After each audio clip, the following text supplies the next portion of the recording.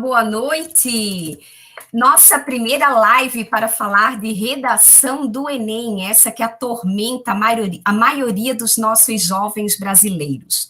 Mas estamos aqui hoje para mostrar que não é difícil conseguir uma boa nota e chegar lá no objetivo de vocês. Esse projeto Redação para Quê? É um projeto idealizado pelos nossos jovens estudantes aí do ensino médio, o André, a Bárbara, Camila Lobos, Camila Pacheco, o Daniel, Gustavo Correia, o João, né? A Maria Trindade, o Matheus, a Natália e a Sofia. Esses jovens que, pensando nos demais jovens, pensaram em dar dicas de redação para o Enem e me convidaram, professora Jane Klein. Boa noite para vocês. Fiquem conosco que temos muitas novidades para mostrar. Lembrando, né, que o Enem de 2020 já tem data. A primeira prova ela acontece no dia 17 de janeiro de 2021, devido à pandemia. A segunda prova, no dia 24 de janeiro, o Enem Digital, aí para quem fez a inscrição, acontece no dia 31 de janeiro e a segunda edição no dia 7 de fevereiro. Gente, o resultado dia 29 de março, fiquem ligados, hein? Então, redação para quê, né, gente? Olha o tema desse projeto aí que os jovens colocaram para nós desmistificarmos. A redação que serve para avaliar essa capacidade do aluno, né, que não ficam óbvias lá na prova escrita, lá na prova objetiva que o aluno participa. Então, tem-se a prova de escrita em forma de redação dissertativa argumentativa, em que o candidato do Enem, ele está ali para mostrar a maturidade dele, defender as ideias, apontar o que ele tem de conhecimento de mundo através de uma estrutura. Essa estrutura que é a redação dissertativa argumentativa. Ela é difícil, é? Então, vamos praticar, vamos nos preparar, porque logo, logo nós estaremos com ela diante de nós para escrevermos. Então, como funciona essa prática da redação no Enem, né? Já que nós temos aí as diversas áreas de conhecimento, nós temos ciências da natureza, a prova de ciências humanas, linguagens e códigos e matemática. E depois, então, nós temos a nota que vai colaborar para essa nota geral, que é a nota da redação. E na prática, Prof. Jane, como que isso funciona? A redação, ela possibilita que você, por meio de uma elaboração de um projeto bem estruturado, esse projeto que é o dissertativo argumentativo, alcance a nota 1000 ou chegue perto dessa nota, para isso que nós estamos aqui, né? Então, na hora de somar todas essas notas e obter o resultado geral, caso você tenha conseguido aí uma boa pontuação no seu texto, que é esse o seu objetivo, o resultado dessa prova, ela vai ser alavancado através da redação do Enem. Então, olhe só a importância dessa redação. E nós não queremos zerar na redação, não é verdade? E daí, Jane, para que ela também serve? Para conquistar uma vaga na universidade? É isso? Sim, para conquistar uma vaga na universidade. Porque se você zerar na redação do Enem, essa vaga, infelizmente, você não poderá conquistar. O estudante ele deve ficar atento para não anular o seu texto, né? Pois se zerar, ele está totalmente desclassificado dessa prova. Ele não pode alcançar o objetivo dele através do SISU, do ProUni e do FIES. Então, se você zerar, não é possível. Vamos fazer de tudo para que isso não aconteça. E esse é o tema da nossa live de hoje, as situações que faz com que o candidato zere na prova do Enem. Muito bem. Nós temos aí participantes, o número de participantes nos últimos anos que alcançaram a nota 1000. Nós temos em 2013 aí 481 participantes que alcançaram essa nota máxima no Enem. E nós podemos perceber que no decorrer dos anos aí das edições do Enem, esse número de participantes que alcançou a nota 1000, infelizmente, ele vem diminuindo. Em 2014, passou para 250, em 2015, 104 participantes, olha só. Em 2016, só 77. 2017, 53. 2018 aumentou um pouquinho, 55 participantes, e no ano passado, na edição anterior, foram 53 participantes que alcançaram a nota 1000. E aí, redação 2019, o que aconteceu no ano passado? Foram mais de 5.000 candidatos inscritos, e no primeiro dia, nós tivemos a presença aí de só 3,9 milhões de candidatos que realizaram a prova do Enem no primeiro dia. Nós tivemos aí uma média geral de redação, 592 pontos, é uma média baixa ainda para o nosso brasileiro. Nós tivemos 53 redações que alcançaram a nota máxima, como nós acabamos de ver, e nós tivemos aí um número muito significativo de 143 mil candidatos que zeraram na prova do Enem. E agora, o que fazer para não zerar nessa prova? Se liga. Agora eu vou falar sobre o onde, que ele é um advérbio de lugar, que muita gente tem dúvida de como usar ele. E o onde, ele vai indicar o lugar que algo está ou alguém.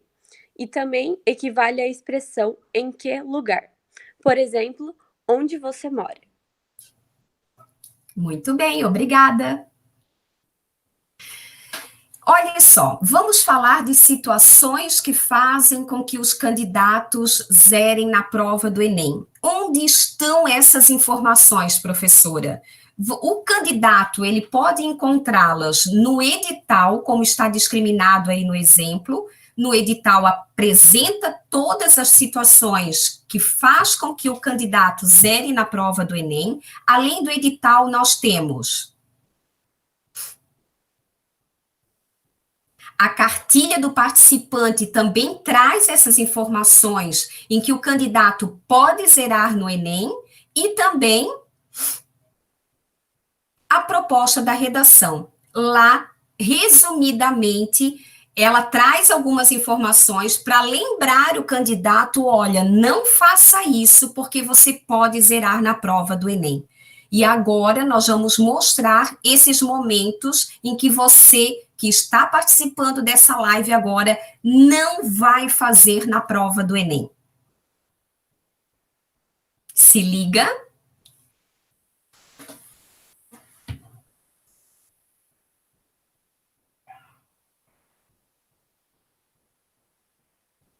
Muito bem. Verbos no infinitivo. Temos o costume de, na oralidade, não colocar a letrinha R no verbo no modo infinitivo. Lá na oralidade, tudo pode, né, gente? Mas estamos no momento de escrita, não podemos deixar de escrever, nós devemos lembrar de escrever esse verbo utilizando esse R. Então, olha só, na oralidade, os jovens, né, as pessoas têm o costume de dizer, o governo deve realizar tal atitude. No entanto, quando partimos aí para a escrita, devemos lembrar que o governo deve realizar. Outro exemplo, os jovens têm o direito de viver. Isso falamos na oralidade. No entanto, quando partimos para a escrita, devemos lembrar, os idosos têm o direito a viver. Bem, aí em sociedade, né? Muito bem. Vamos agora para os motivos que podem zerar sua redação no Enem. Não pode voltar.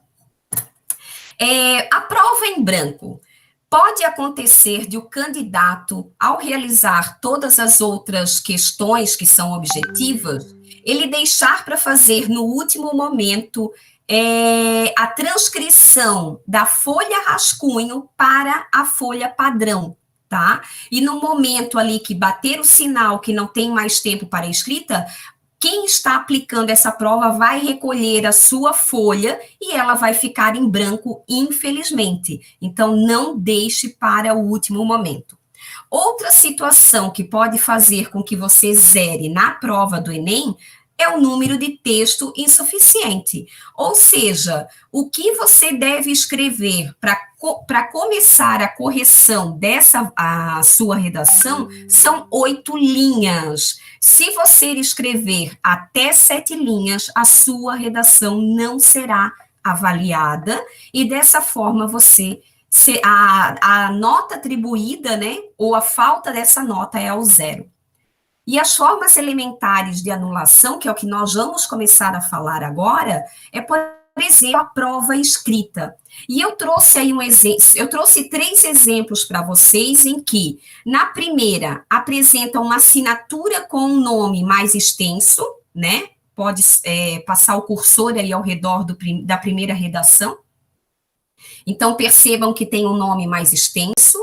No segundo exemplo, vejam que ele colocou o local em que realizou a prova e fez uma rubrica, né? Essa rubrica entende-se que é um nome.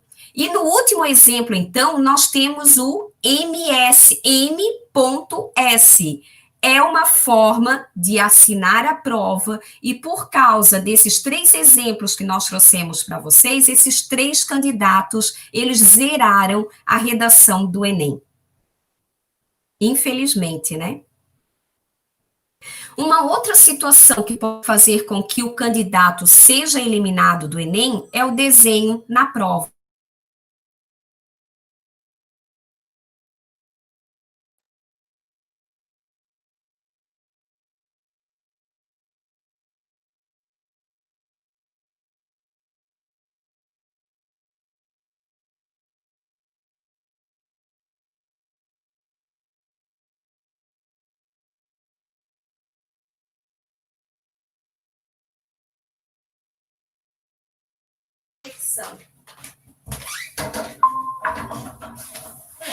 Voltou? Alguém pode me dizer onde eu estava? No desenho? Ok. Então, nós temos aí 3 exemplos de redações que apresentam desenho. Por causa desses desenhos, esses candidatos, eles foram eliminados do Enem. Na primeira redação, o candidato ou a candidata fez o desenho de 2 flores, parece-me. Na segunda, fez um desenho aí de um indicador aí com o número de 3, que dá a entender que seria um coração, um signo de um coração. E na terceira redação, nós temos um X entre parênteses, né? São formas de desenho e como está discriminado no edital, qualquer forma de desenho, ele é um sinal para que o candidato seja eliminado do processo, né, de redação do Enem. Também o edital fala na questão de números isolados no corpo do Enem. Vejam que ali o candidato escreveu 1533, devido a isso, o candidato, então, foi eliminado do Enem também, e dessa forma entende-se que não deve se escrever nada no corpo da redação que não seja de acordo ao tema solicitado ali pela banca, né? Qualquer sinal gráfico que não exerça nenhuma função esperada lá dentro do texto, vejam ali que nós temos um ponto de interrogação, nós temos um arroba, nenhum dos dois, eles fazem parte do contexto do tema solicitado na redação, e isso também leva o candidato a zerar na redação do Enem. Caso de anulação proposital, como nós temos aqui do lado o X, né, em que o candidato fez o X na prova, Mais abaixo, esse candidato também, ele rasurou aí o que ele escreveu. Infelizmente, nas duas citações, nos dois exemplos, esse candidato zerou na redação do Enem. É um caso de anulação proposital que se entende, a banca entende dessa forma, né? E, gente, até onde é justo, né? Você estudar aí os vários anos da sua vida, chegar aí diante da prova, 2 dias realizando provas, e depois, no momento da redação, você anular a sua própria redação, e dessa forma você sair do processo, né? Existe também a situação anterior, Sofia, por favor, antes. A recusa explícita de escrever a redação, como no caso ali, em que ele repete essas palavras, a banca entende que ele se recusou a escrever um texto, né? Então, também zera a redação. Texto ilegível é outro fator, é outro critério que elimina o candidato do Enem. Vocês podem perceber aí na primeira redação que é impossível entender essa letra, assim como no segundo exemplo mais abaixo, que também torna-se impossível a leitura desse texto, né? E vale ressaltar aí, para quem tem a letra feia, né, que não é a sua letra feia que vai eliminar você do Enem. Não levemos, né, para esse lado. Texto ilegível é sinônimo de não conseguir ler o texto, né, como está falando. Agora, a letra feia é uma outra situação, ela vai para a leitura, sim, então não se preocupe. Claro que se você está escrevendo para alguém ler o seu texto, você vai fazer de uma forma legível, né? Mesmo que a sua letra seja considerada feia aí pelo seu colega, né? Mas tente escrever aí de uma forma legível em que o avaliador possa fazer a leitura. Se eu tenho aquele garrancho que a minha professora a vida inteira comentou que a minha letra é um garrancho, o que eu faço? Escreva com letra de forma, não tem problema. Texto em língua estrangeira, voltando, texto com língua estrangeira também é uma situação que vai fazer com que você zere na redação do Enem e todo o processo seletivo, né?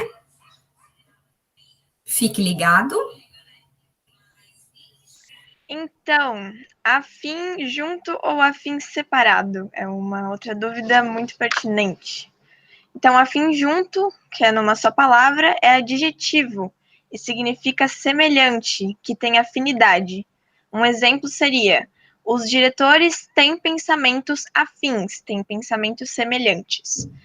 E o afim de, afim separado, locução de finalidade, que equivale a para. Um exemplo: voltou para casa mais cedo a fim de estudar. Voltou para casa mais cedo para estudar. Então, dá para substituir. Muito bem, obrigada. Então, nós temos agora uma folha do caderno da redação do Enem, né, de 2019, em que traz aí as instruções para a redação, os textos motivadores. Nós temos aí 5 textos motivadores, o cursor pode mostrar para vocês: o texto 1, texto 2, texto 1, 2, o 3, que é um infográfico, e o texto 4. E abaixo, então, nós temos a proposta da redação. A cópia desses textos motivadores vai fazer com que você zere a redação do Enem também, a cópia na íntegra, né? Caso você queira utilizar os textos motivadores para fazer paráfrase, que nós vamos ver o que é uma paráfrase nas próximas aulas, você pode fazer. No entanto, não pode parafrasear uma redação inteira, né? Você vai usar a paráfrase do texto motivador como uma citação indireta e ela pode vir aí entre aspas, inclusive a fonte. Então, cópia, zera a sua redação e não é isso que você quer. Fuga ao tema também é um assunto que nós iremos falar nas próximas aulas, porque ele é o mais comum entre as redações que podem levar a situações que podem levar a nota zero. É fugir ao tema, infelizmente. O não atendimento ao tipo textual, nós também iremos falar na próxima aula, que se refere ao gênero dissertativo argumentativo. E isso deve ficar muito claro na cabeça do candidato que for fazer a redação do Enem, para que ele não confunda com outros gêneros, como, por exemplo, o gênero poético, o gênero narrativo, né? Então, nós vamos deixar isso bem claro nas próximas aulas também. E não fazer parte desconectada. Já foi-se o tempo em que o candidato escreveu lá na redação do Enem, no meio desse texto, a receita do miojo, né? Aquela redação que ficou famosa aí no Brasil inteiro.